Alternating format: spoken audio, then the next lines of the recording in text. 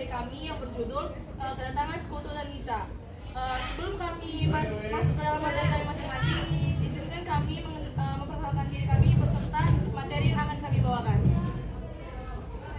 Perkenalkan, nama saya Ahmad Irfai dan di sini saya sebagai pemateri Bandung Lautan Api. Hai, saya Laila Yulari, saya lanjutan Bandung Lautan Api. Saya Rindi Anissa Nurjana, saya sebagai materi latar belakang dari pertempuran Ambarawa. Perkenalkan, nama saya Siti Rahma Hidayani, saya sebagai pemateri kronologi pertempuran Ambarawa. Perkenalkan, nama saya Alexon Supriano Sudiratu, saya sebagai pemateri latar belakang pertempuran Surabaya. Perkenalkan, nama saya Lidia Jamrana Panjaitan, saya sebagai pemateri kronologi pertempuran Surabaya. Saya Tina Zara sebagai pemateri pergerakan. Perkenalkan, nama saya Reni Suprangkir. Di sini saya akan melanjutkan materi pembukaan pergerakan. Everything's to be fair. I want you instead.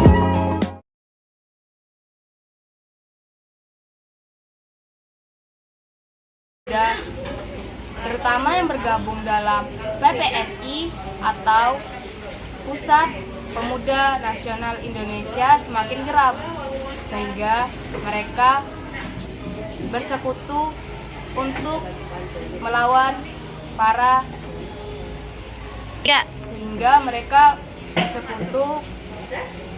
melawan para tentara Jepang pada tanggal 27 Oktober 1945. Nah, dari apa sih namanya? Dari peristiwa tersebut, mereka berhasil mengembalikan strategi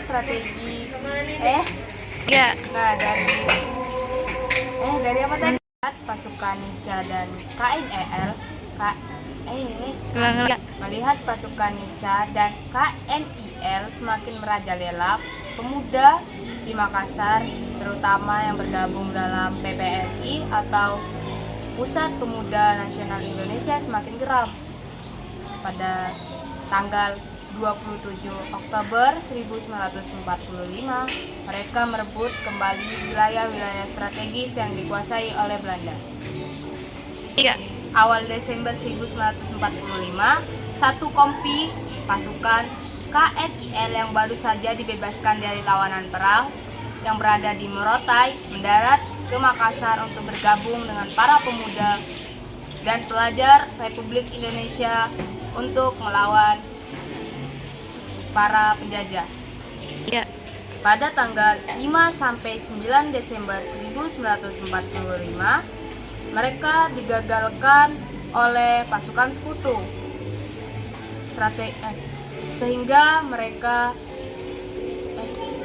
Sehingga terjadilah strategi Westerling, di mana strategi ini dikenal dengan strategi yang paling mengerikan karena memakan banyak korban jiwa, yang berjumlah 20.000 korban jiwa, yang dimana dalam korban jiwanya itu yang paling banyak adalah warga sipil. Sekian, terima kasih. Assalamualaikum warahmatullahi wabarakatuh. Perkenalkan, nama saya Ahmad Irfai dan di sini saya akan menjelaskan tentang peristiwa Bandung Lautan Api. Teman-teman, tahukah kalian bahwa Indonesia telah merdeka pada tanggal 17 Agustus 1945, yaitu dengan dibacakannya Proklamasi Kemerdekaan Indonesia oleh Presiden Soekarno di Jalan Pegangsaan Timur nomor 56 di Jakarta. Tapi teman-teman, dibacakan atau diikrarkannya proklamasi tidak semerta-merta membuat rakyat Indonesia bebas dari cengkeraman para penjajah. Karena masih banyak pihak-pihak yang tidak menyetujui kemerdekaan Indonesia dan masih ingin menguasai Indonesia. Salah satunya siapa? Yaitu sekutu. Ketika Jepang kalah, rencananya kekuasaan Jepang akan diambil alih oleh negara sekutu. Tapi yang kita tahu, pada perang akhir dunia kedua, yaitu dibomnya kota Hiroshima dan Nagasaki yang membuat Jepang kalah. Tapi saat itu sekutu tidak kunjung datang untuk mengambil kekuasaan. Pada saat itulah terjadinya kekosongan kekuasaan dan atau disebut vacuum of power yang dimanfaatkan masyarakat Indonesia untuk merdeka dan membacakan proklamasi. Mengetahui hal itu, Komando Pertahanan Asia Tenggara bernama South Asia Command atau disingkat SUD langsung menugaskan pasukan khusus yang bernama Elite Force Nederland Indies atau AFNI yang dipimpin oleh Jenderal Sir Philip Christison yang mendaratkan mereka di pelabuhan Tanjung Priok menggunakan kapal Tamberland pada tanggal 29 September 1945. Tak lama kemudian sekutu lainnya datang mendarat di beberapa daerah berbeda. Salah satu daerah tujuan mereka adalah kota Bandung, yang pada tanggal 12 Oktober 1945 sekutu datang di Bandung yang pasukannya dipimpin oleh Kolonel Jenderal MacDonald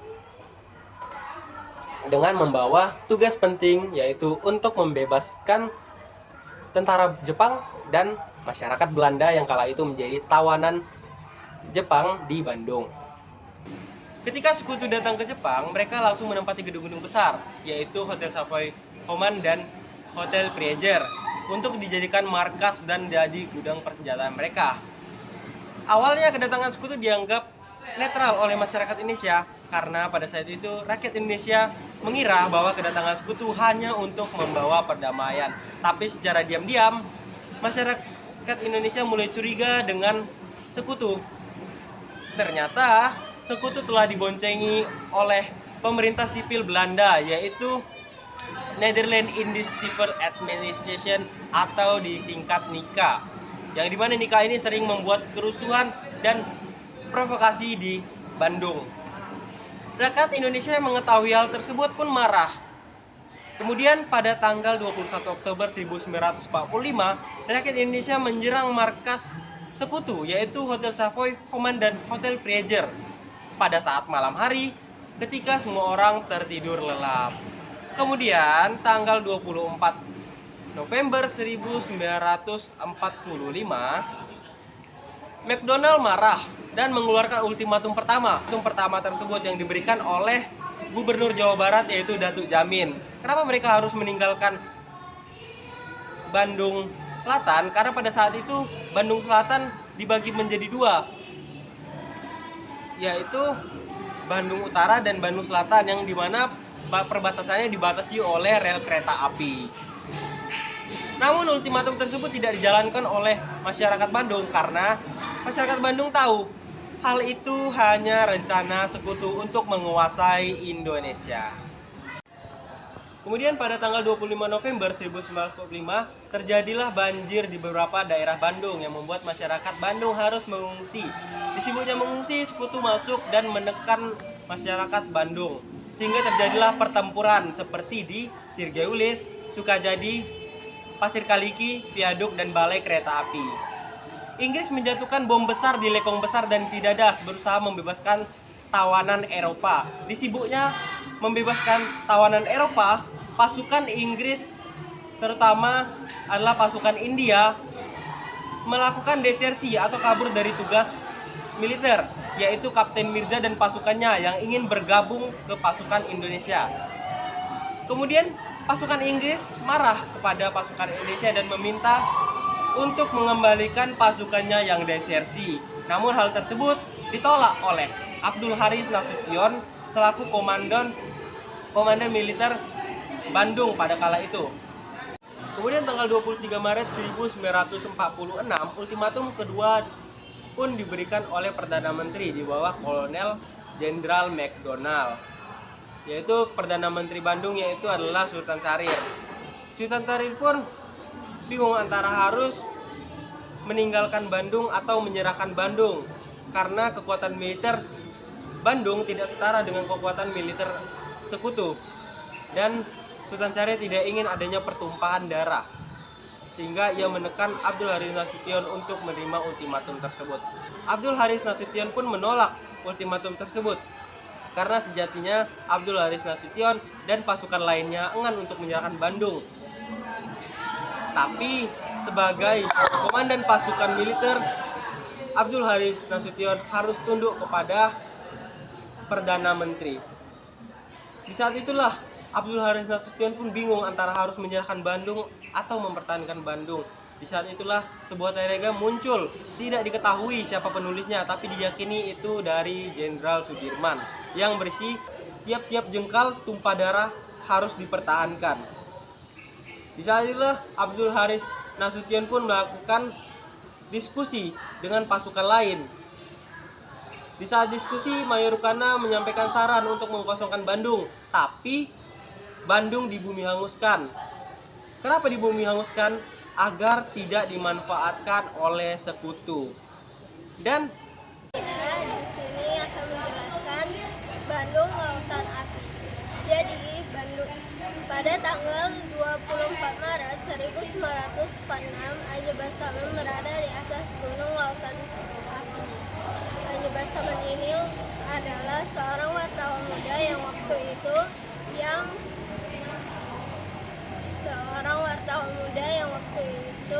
melihat Bandung Lautan Api yang terbakar dari cadas sampai Jumati. Setelah itu, Aja langsung menulis judul di artikel yang berjudul Bandung Lautan Api yang terkenal. Jadi, Aja Bastaman inilah yang pertama kali yang membuat judul Bandung Lautan Api. Setelah menyimak, Aja langsung menuju Tasikmalaya. Setibanya ia di sana, ia langsung menulis judul dan berita Bandung Lautan Api. Karena keterbatasan ruang, jadi judul Bandungnya Lautan Api. Bandung Lautan Api, peristiwa kebakaran besar terjadi di Provinsi Jawa Barat, Indonesia. Hasil taktis Indonesia. Sekitar 200 penduduk kemudian melucuti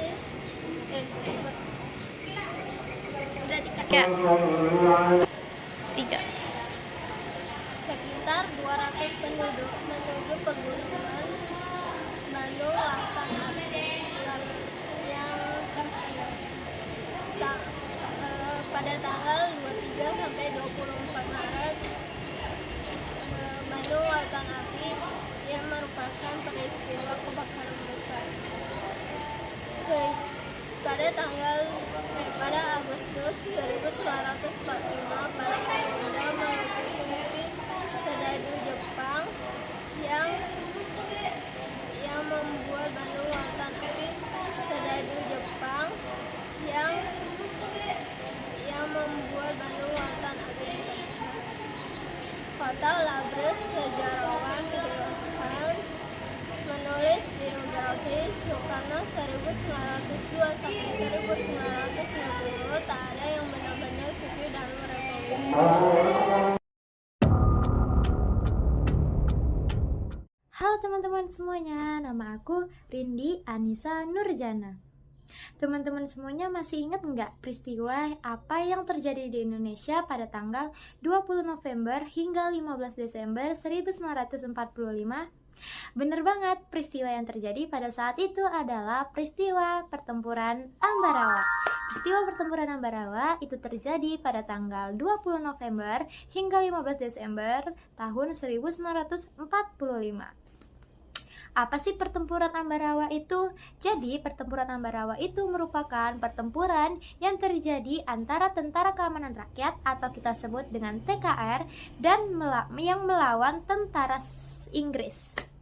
Letak Ambarawa yang strategis di antara Yogyakarta dan Surakarta membuatnya menjadi batu pijakan oleh sekutu untuk menaklukkan Jawa bagian tengah. Peristiwa pertempuran Ambarawa ini dilatar belakangi oleh insiden di Magelang setelah mendaratnya Brigade Artileri Divisi India ke-23 pada tanggal 20 Oktober 1945. Peristiwa pertempuran Ambarawa ini juga terjadi karena kekalahan Jepang setelah kemerdekaan Indonesia. Hal itulah yang memancing para sekutu untuk kembali menguasai Indonesia. Nah, pada tanggal 20 Oktober 1945, sekutu datang ke Indonesia, tepatnya ke Ambarawa, dengan alasan untuk merehabilitasi dan mengurusi para tawanan perang. Ternyata alasan itu hanya tipuan belaka. Mereka juga ternyata diboncengi oleh RICA. Pada awalnya, sekutu ini diterima baik oleh Gubernur Jawa Tengah, yaitu Wongsonegoro. Hah, kenapa diterima dengan baik? Ya, pada saat itu Indonesia masih berpikir positif terhadap sekutu, sehingga Indonesia tidak berpikir bahwa sekutu ingin menguasai kembali Indonesia. Nah, setelah 6 hari selanjutnya, tepatnya di tanggal 26 Oktober 1945, itu kedatangan Brigadir Jenderal Bedel yang mempunyai tujuan aslinya yaitu untuk membebaskan para tawanan perang dan mempersenjatai mereka. Akibatnya, Tentara Keamanan Rakyat menjadi marah dan benci terhadap sekutu karena dinilai tidak menghargai, dan disitulah pertempuran pun terjadi. Nah, setelah beberapa hari pertempuran, akhirnya di tanggal 2 November 1945 nih, kedatangan Soekarno dan Brigadir Jenderal Bedel yang ingin melaksanakan perundingan. Mereka melaksanakan perundingan ini pun mempunyai tujuannya, yaitu untuk meredakan suasana yang memanas. Nah, sebagai awal pertempuran Ambarawa, perundingan yang sudah dilaksanakan kemarin itu menghasilkan 3 kesepakatan. Yang pertama itu sekutu boleh pergi ke Magelang untuk menetapkan para pasukannya. Yang kedua, jalan raya Semarang Ambarawa itu dibuka untuk umum. Dan yang ketiga, sekutu tidak boleh mengakui adanya aktivitas nikah. Nah, walaupun sudah dilaksanakannya perundingan, dengan angkuhnya si sekutu mengingkari janjinya serta memanfaatkan kesepakatan yang sudah ada. Nah, di tanggal 20 November 1945 lah terjadi peristiwa pertempuran Ambarawa, atau pertempuran Ambarawa pecah di tanggal 20 November 1945. Sekian bisa kita dapat simpulkan latar belakang dari peristiwa pertempuran Ambarawa ini, karena sekutu mengingkari janjinya terhadap Indonesia. Sekian, terima kasih. Halo teman-teman, perkenalkan nama saya Siti Ramli. Nah, sebelumnya teman-teman udah pada tahu kan tentang latar belakang peristiwa Ambarawa? Kali ini saya akan membahas tentang peristiwa pertempuran Ambarawa. Puncak pertempuran Ambarawa terjadi pada tanggal 20 November 1945. Pasukan TKR yang dipimpin oleh Mayor Soeharto telah melakukan perlawanan terhadap pasukan sekutu yang telah menyatakan perang. Pasukan sekutu yang berada di Magelang ditarik kembali ke Ambarawa dengan lindungan pesawat tempur pada tanggal 21 November. Namun, pada tanggal 22 November, pasukan sekutu melakukan pengeboman terhadap kampung-kampung di sekitar kota Ambarawa. Hal ini memukul mundur pasukan TKR ke kuburan Belanda. Mereka terpaksa bertahan dan membentuk sebuah garis medan sepanjang rel kereta api yang membelah kota Ambarawa. Pasukan TKR yang berada di Magelang pun mulai melakukan serangan fajar, bertujuan untuk mengusir pasukan sekutu dari desa Pingit dan merebut kembali desa-desa di sekitarnya. Pasukan ini dipimpin oleh Imam Androngi. Dalam peristiwa Ambarawa, pasukan sekutu dikepung oleh 3 batalion yang berasal dari Yogyakarta, yaitu ada Batalion 10 Divisi 3 yang dipimpin oleh Mayor Soeharto, Batalion 8 yang dipimpin oleh Mayor Sarjono, dan Batalion Sugeng. Tidak berniat menyerah, pasukan sekutu terus melakukan perlawanan. Mereka mengancam kedudukan pasukan Indonesia dengan tank-tank mereka.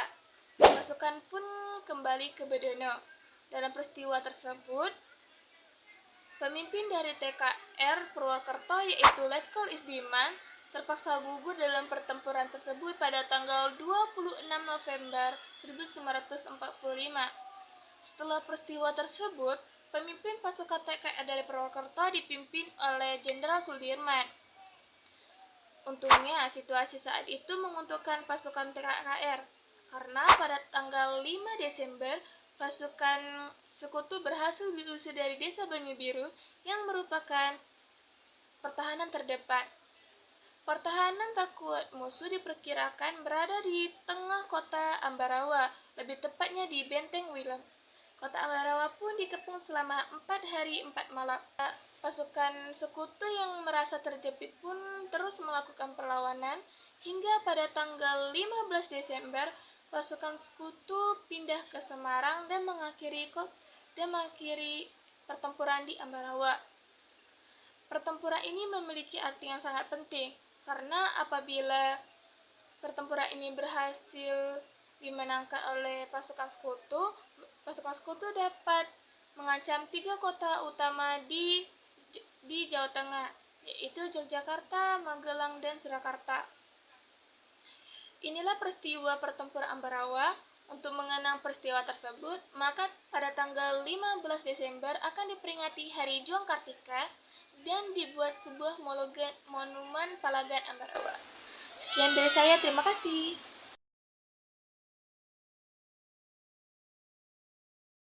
Pada 10 November 1945, Indonesia memperingati sebagai Hari Pahlawan, yang dimana penetapannya dicanangkan pada sejarah pertempuran Surabaya. Setelah merdeka, ternyata Indonesia sempat konflik dengan pasukan Belanda Inggris di daratan Jawa Timur tersebut. Rentetan peristiwa gesekan tersebut dimulai sejak September 1945. Berikut beberapa kronologi dan penetapan 10 November sebagai Hari Pahlawan. 17 Agustus 1945, Indonesia sudah mendeklarasikan kemerdekaannya. Pemerintah menyuruh seluruh rakyat Indonesia untuk mengibarkan bendera Indonesia di seluruh wilayahnya. Dan pada 19 September 1945, tepatnya di Hotel Yamato yang kini bernama Hotel Majapahit, ternyata masih ada bendera Belanda yang masih dikibarkan. Dan pada saat itu juga ada beberapa pemuda asal Surabaya yang memanjat gedung dan merobek bendera tersebut. Mereka mengambil bagian yang warna biru dan hanya menyisakan yang berwarna merah dan putih.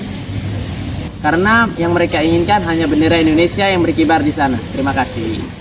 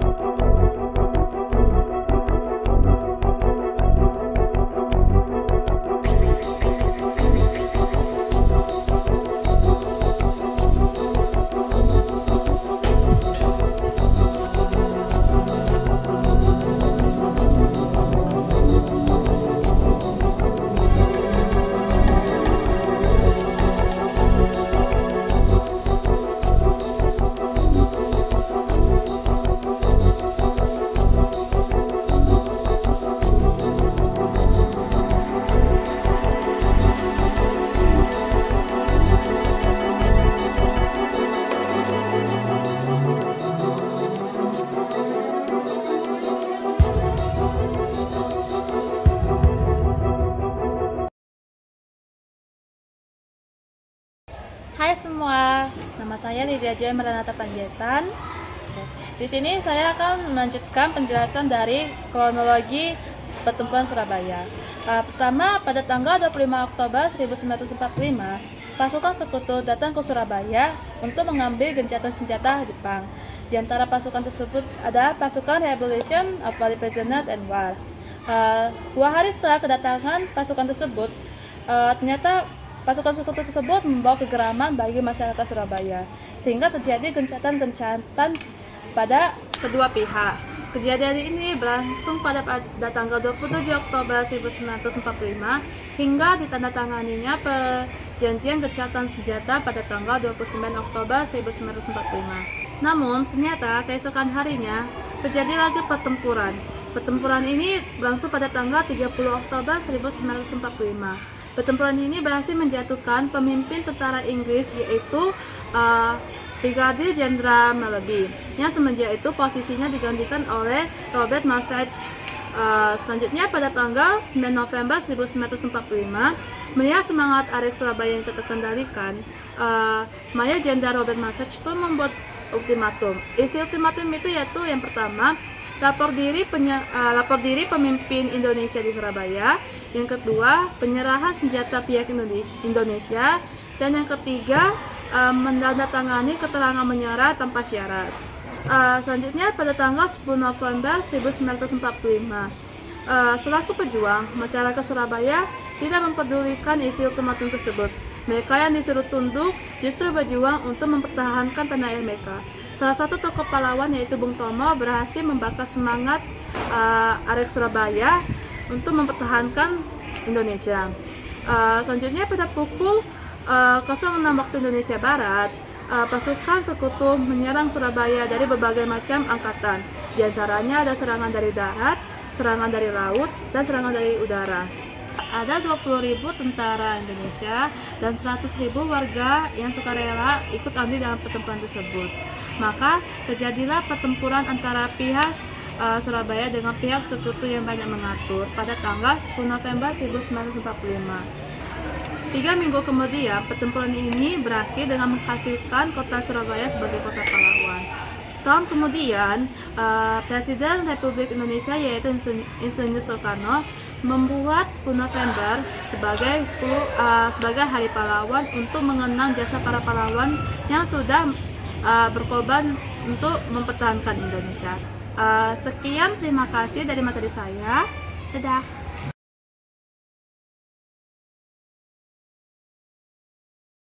Puputan Margarana merupakan salah satu perang terdahsyat yang terjadi di Pulau Bali pada masa Revolusi Fisik. Perang ini terjadi pada tanggal 20 November 1946 yang dipimpin oleh Letnan Kolonel I Gusti Ngurah Rai. Puputan Margarana merupakan perang yang paling krusial bagi rakyat Bali karena pertempuran ini sangat menentukan nasib rakyat Bali ke depannya. Apakah ikut ke dalam Republik Indonesia ataukah masuk ke dalam Republik Indonesia Serikat. Puputan sendiri berasal dari bahasa Bali yang dimaknai pertempuran sampai titik darah penghabisan. Bermula dari perundingan Linggarjati antara pihak Indonesia dengan pihak Belanda pada tanggal 11 November 1946 yang menguntungkan pihak Belanda. Melalui perundingan Linggarjati, Belanda hanya mengakui Sumatera, Jawa, dan Madura sebagai daerah teritorial Indonesia secara de facto, sementara tidak untuk Bali. Kemudian isi yang kedua yaitu Belanda harus meninggalkan daerah de facto selambat-lambatnya pada tanggal 1 Januari 1949. Kemudian pada tanggal 2 Maret 1946, 2 batalion pasukan Nica mendarat di Bali. Sekitar 2.000 tentara mendarat di sana untuk menegakkan berdirinya negara Indonesia Timur. Kemudian kabar tersebut tersebar dan membuat keadaan dunia perpolitikan dalam negeri menjadi goyah. Sebagian pihak menilai bahwa perundingan Linggarjati ini merugikan Republik Indonesia. Nah, kemudian Nica ini mengajak berunding melalui surat dari Letnan Kolonel J.B. Tikhoney kepada I Gusti Ngurah Rai. Yang surat tersebut berisikan bahwa perundingan untuk membentuk negara Indonesia Timur. Mendengar hal tersebut, I Gusti Ngurah Rai dengan tegas menolak perundingan tersebut yang menegaskan bahwa selama Belanda masih menginjakkan kaki di Pulau Bali, perlawanan pejuang dan rakyat Bali akan terus dilakukan. Dalam buku Jejak Pahlawan yang ditulis oleh Sudarmanto pada tahun 2007, ia menyebutkan bahwa I Gusti Ngurah Rai membentuk batalion Ciung Manara untuk menghadapi Belanda di Bali. Tak hanya itu, ia juga membentuk basis-basis perjuangan di banyak desa di Bali. Beberapa desa yang menjadi basis perjuangan antara lain Desa Marga, Desa Kalaci, Desa Tegaljadi, Desa Salembawa, Desa Banjar Adang, Desa Banjar Oleh, dan juga Desa Banjar Bedugul. Nah, singkat cerita, selanjutnya pada tanggal 19 November 1946, pada malam harinya, senjata prajurit Nica yang berada di Tabanan direbut oleh tentara rakyat pimpinan I Gusti Ngurah Rai. Aksi tersebut membuat Belanda murka dan terjadilah pertempuran. Di sini saya akan melanjutkan materi Atina. Bisa kalian lihat di bawah video tersebut, pada tanggal 20 November 1946, Belanda mengerahkan seluruh pasukannya untuk mengepung desa yang menjadi tempat pertahanan tentara rakyat Bali. Belanda juga mengerahkan seluruh pasukan militernya untuk mengirimkan sinyal kepada Makassar agar mengirimkan pesawat pengumuman dari Makassar. Meskipun kalah jumlah baik dari segi persenjataan, tentara, Gusti Ngurah Rai dan tentara rakyat Bali itu tidak mudah pantang menyerah dan mereka bertekad tidak akan menyerah sampai titik darah penghabisan mereka. Lalu pasukan Bali yang kurang dari 100 orang pun tewas di tempat, sementara sekitar 400 orang tentara rakyat Belanda meninggal di tempat. Singkatnya, untuk mengenang peristiwa tersebut, berdirinya Tugu Pahlawan Taman Pujaan Bangsa di Puputan Margarana. Lalu yang terakhir itu ada dampaknya. Yang pertama, dampaknya itu upacara adat Bali dihapuskan. Lalu yang kedua, Belanda berhasil mendirikan negara atau disebut dengan NIT, Negara Indonesia Timur. Namun pada tahun 1950, usaha Belanda untuk mendirikan negara tersebut pun gagal karena pada tahun tersebut Indonesia menjadi negara kesatuan Republik Indonesia, sehingga upaya Belanda untuk mendirikan negara tersebut pun gagal. Lalu yang ketiga, para pejuang di daerah Buleleng mengalami gangguan psikologis. Dan yang terakhir, sekitar 69 tentara rakyat Bali pun tewas di tempat, sementara sekitar 400 orang Belanda tewas. Oke, sekian dari materi yang saya sampaikan, kurang lebihnya saya mohon maaf. Terima kasih.